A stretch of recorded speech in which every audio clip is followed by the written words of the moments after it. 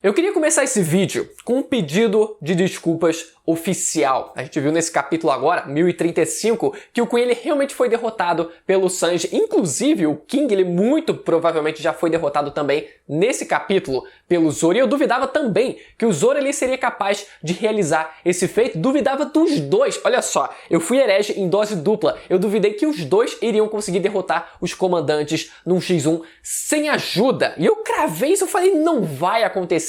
Só que assim, aconteceu. Não tem como. Aconteceu. Tudo bem. Em minha defesa, o Sanji teve a ajuda do despertar dos seus genes, o Zoro teve também um upgrade na sua luta, e sem esses upgrades, realmente era difícil de imaginar, né? Em minha defesa, era difícil de imaginar que eles iriam conseguir realizar esses feitos. Mas tudo bem.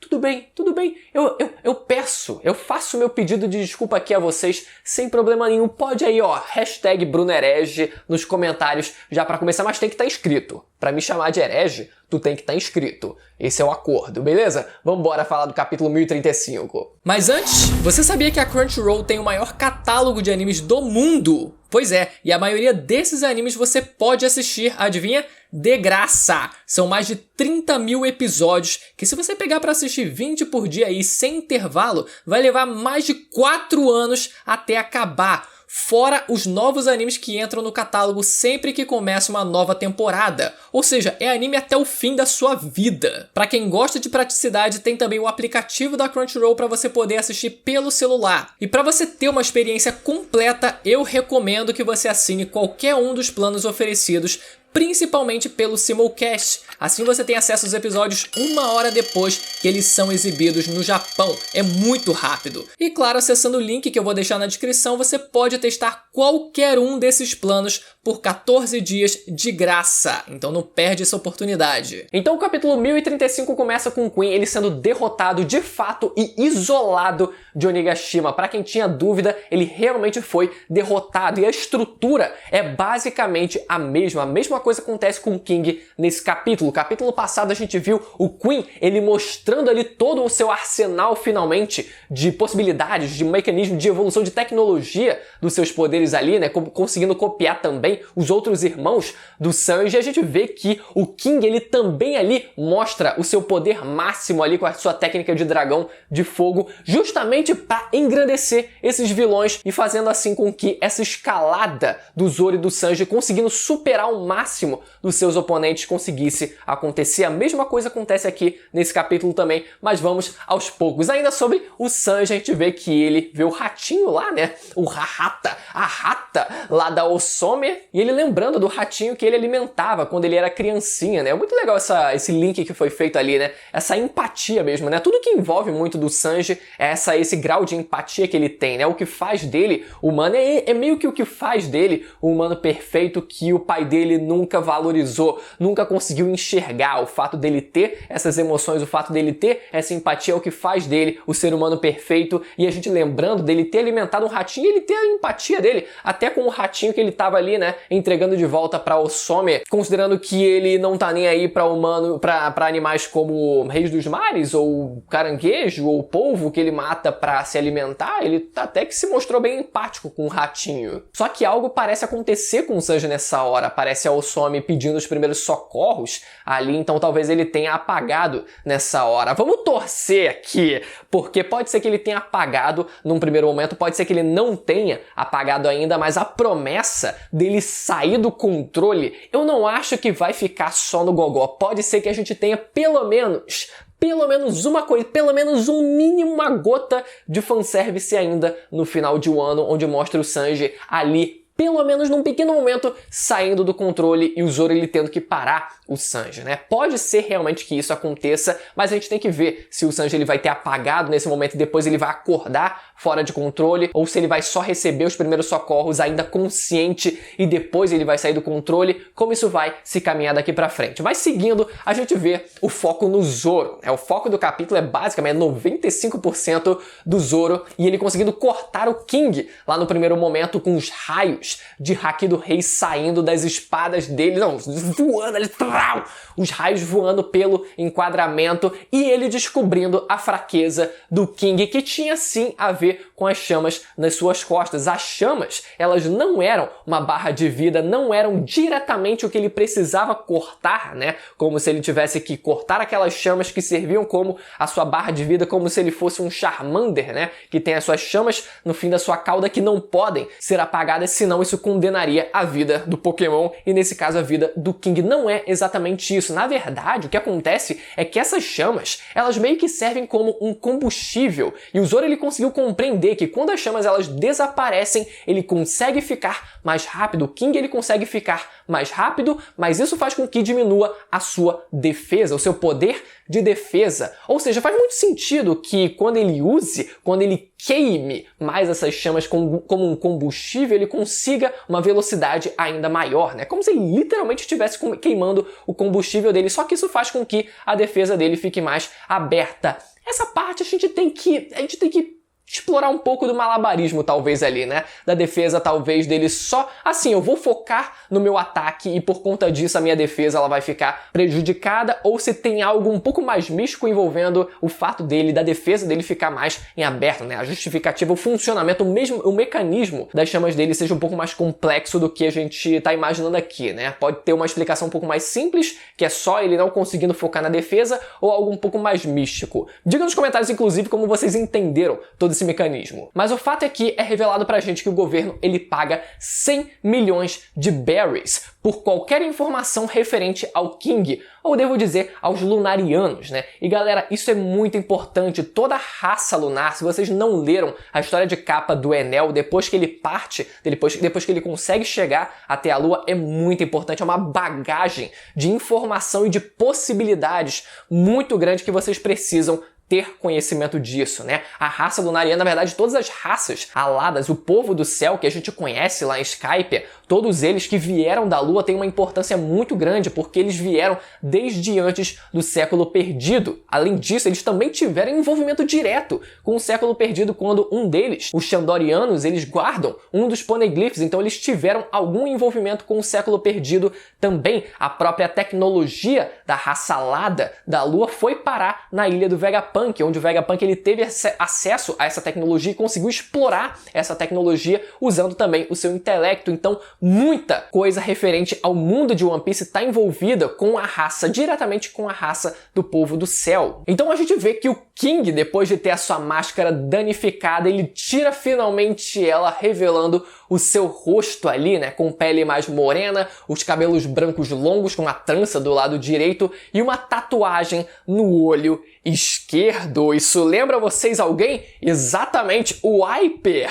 lá de Skypiea também, né? Um Xandoriano. Galera, olha só a semelhança entre os dois, o tom de pele, até a tatuagem do lado esquerdo do cabelo, muito parecido mesmo, que naturalmente, né, faz sentido, já que os Xandorianos eles também são uma raça alada, enquanto os Lunarianos eles também são, né? Então, por mais que eles não tenham o mesmo tom de asa, afinal os Lunarianos eles têm uma asa da coloração preta, enquanto os Xandorianos eles têm uma coloração branca de asas, mas ainda assim tem muita semelhança entre eles. E toda essa pegada ali, né, da tatuagem, e lembra muito também a possibilidade de toda essa raça eles serem referências aos nativos americanos, né? Não só os Lunarianos, que a gente tá vendo agora, a gente tá conhecendo a fisionomia deles agora, mas também os Xandorianos lembra muito os nativos americanos. O Dragon também lembra muito essa fisionomia também, com essa pele mais morena e também com essa tatuagem do lado esquerdo. Ele só não tem a asa, né? Ele só não tem essas asas. A gente não sabe se é só uma referência a ele ter tido contato com essa cultura do povo alado, do povo do céu, ou se ele também é algum tipo de mestiço, tem alguma porcentagem genética dessa raça também no sangue dele. A gente não sabe, mas é muito parecido toda essa temática dos índios americanos, né? Tem muita coisa envolvida ali, né? Dos Xandorianos eles protegendo o seu território, a sua cultura, enfim. Você vê que tem muita coisa envolvida até com os revolucionários também, né? Até a própria ilha de Baltigo, na verdade a gente não sabe se é exatamente uma ilha, mas o antigo território dos revolucionários, que era chamada de Baltigo, lembra muito as ruínas de povos indígenas americanos ancestrais e até mesmo as ruínas na Lua do povo alado, lá do céu, antes deles descerem para o planeta Terra, entre aspas, né, o planeta de One Piece, também lembra muito, essas ruínas lembram muito também essas ruínas dos antigos povos americanos. Então tem muita coisa envolvida ali, né? A tatuagem do Dragon também sendo do lado esquerdo, tendo referência também, né, a povos indígenas americanos. Enfim, dá pra gente fazer muita viagem aqui. Depois a gente vê o flashback do King e do Kaido em Punk Hazard, quando eles eram mais novos e sofreram experimentos, sim, do governo. Finalmente, isso sendo evidenciado e comprovado dentro do mangá, algo que até então era meio que teórico, mas finalmente isso sendo comprovado, e que o King ele também estava fazendo parte desses experimentos do passado. E é um flashback muito simples, né, onde o Kaido ele salva a vida do King, libertando ele, e assim, dessa forma, o King ele devota a sua vida para o Kaido, ao Kaido, fazendo com que o Kaido ele tente se tornar, ele consiga se tornar o rei dos piratas, né? Quase como a mesma posição, olha só o paralelo aqui, onde o King ele dedica a sua vida a fazer o Kaido ele se tornar o rei dos piratas, enquanto o Zoro ele também diz a mesma coisa, dizendo que vai fazer com que o Luffy ele se torne o rei dos piratas. O paralelo ali se encontrando e se chocando. Um flashback muito simples, mas que já justifica completamente toda essa devoção do King ao Kaido. Foi o cara que salvou a vida dele,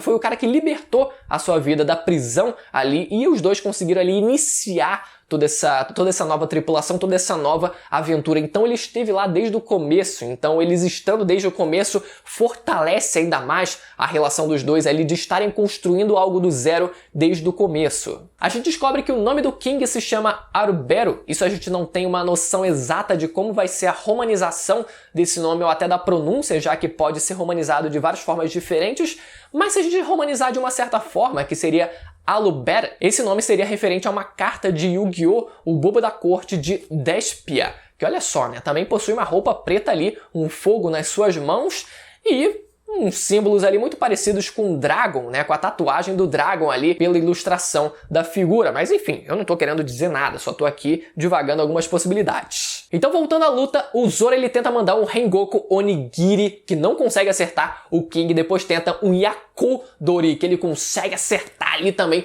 direto no King. E uma coisa que mexe muito com o Zoro, que o King ele fala, que é: uma criatura como você não pode me derrotar. Que, cara, o Zoro ele realmente não está ligando para nada em relação a isso, ele não tá ligando pra raça, ele tá tão focado no objetivo dele que ele não tá nem aí pra diferença de raça. E o King ele fica: não, uma raça como você, né, uma criatura como você nunca vai conseguir se comparar a mim. Ele dizendo, cara, eu odeio quem dá essa desculpa. E a troca de frases que eles se falam, né, eu me lembrarei de você como um ótimo espadachim, enquanto o Zoro ele devolve dizendo: não, eu é que vou me cravar nas suas memórias. Isso se você continuar vivo depois dessa batalha. E nessa hora o King ele manda a sua técnica suprema, Karyudon, o dragão imperial das chamas, que foi dito ser tão quente como magma.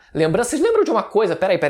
Não só essa técnica lembra o magma, mas se vocês lembrarem que o Sanji, com seus raios ali no final do capítulo passado, a sua técnica de fogo com raios saindo da sua perna também, esses raios produzidos pelo Sanji lembram muito os raios produzidos através de erupções vulcânicas, né? Que em tese, se a gente for aqui pegar o pé da letra, tem diferentes explicações para esse fenômeno. Pode ser relacionado à fricção das cinzas vulcânicas, pode ser relacionado a partículas de gelo, tem algumas divergências, enfim, podem ser produzidos por diferentes motivos, mas o Oda ele não vai seguir à risca, né, toda a explicação científica para geração de raios em erupções vulcânicas. Se ele pegar aqui, por exemplo, é só pela questão da temperatura. O Sanji ele conseguiu uma temperatura de chamas tão elevadas que ele até mesmo consegue produzir raios através dessas técnicas. E é isso que eu acho que o Oda, ele viu ali um vulcão soltando raio, legal, eu vou aqui colocar no Sanji também, conseguindo produzir raios através das suas chamas. E olha só, né, a relação ali, se isso a gente considerar isso como verdade, o Sanji ele conseguindo produzir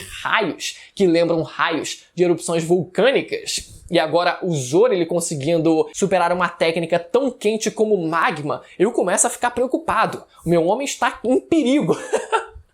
O meu homem, a partir de hoje, começa a estar em perigo. É melhor o bicho começar a treinar. E o Zoro usando a sua técnica, galera, esse nome é grande, En-O Santorio, que nesse caso aqui, o kanji de estilo, né, estilo de 3 espadas, na verdade, é substituído pelo kanji de dragão. O Ryu, ele pode ser o estilo, mas ele pode ser também o dragão. Então, nesse caso, é traduzido como 130 desejos dos terrenos, eu escrevi certo isso? Dragão voador do samurai extremo, que seria uma evolução do dragão voador contra o Ryuma, que ele usou aquela técnica, né, de fogo contra o Ryuma para conseguir derrotar ele. Olha só a referência, aqueles raios negros, galera. Olha só aqueles raios negros antes dele executar o corte saindo da espada, assim, ó, muito maior do que até os raios que saíram do embate do Roger contra o Barba Branca. Aí, no caso aqui, eu não vou dizer que, óbvio, o Haki do Rei do Zoro tá acima dos outros dois, né, do Roger e do Barba Branca. O que eu quero dizer é só que, pela movimentação dele, já que ele tava voando, é como se ele tivesse deixado um rastro maior, enquanto o Roger e o Barba Branca eles estavam ali no chão, né? Então a movimentação que eles fizeram com a lâmina foi menor do que a movimentação que o Zoro ele fez com a lâmina para conseguir executar esse corte, né? Só por isso que o rastro de Haki do Rei que ele deixou foi maior, não quer dizer que ele superou o Roger e o Barba Branca em Haki do Rei. Calma lá, um dia, quem sabe? E ele executa a sua técnica contra o King, cortando o seu dragão de fogo que mais parecia magma e cortando o King também. A gente vê que ele corta a espada e a asa do King ali, né? Quem sabe até o braço, dependendo ali da perspectiva. Acho que não. Acho que o braço ele tá intacto ainda, mas cortando a sua espada e a sua asa também e conseguindo sim finalizar. Não tem sombra de dúvida nenhuma que ele conseguiu finalizar o King também nesse capítulo. O capítulo passado foi a vez do Sanji derrotar o Queen e agora o Zoro derrotar o King. A mesma estrutura, como eu falei, a crescente ali do seu oponente, mostrando a sua técnica mais poderosa ou a sua gama de técnicas mais poderosa e assim o mocinho conseguindo superar toda essa crescente do vilão, fazendo com que a sua vitória seja ainda mais marcante, seja ainda mais impactante. Inclusive uma referência ali, né, desse corte que lembra vagamente ali o corte do Zu, na verdade o corte do Ryuma, quando ele cortou o dragão lá no one shot que foi publicado antes sequer de One Piece ele ser serializado. Galera, espero que vocês tenham gostado do vídeo. Lembrando, se você ainda não for inscrito, aproveita para se inscrever e ativar o sininho para não perder a notificação dos vídeos que saem toda semana comentando o mangá e o universo de One Piece, beleza? Posso contar com a sua inscrição? Então, tamo de acordo. Até a próxima. Tchau.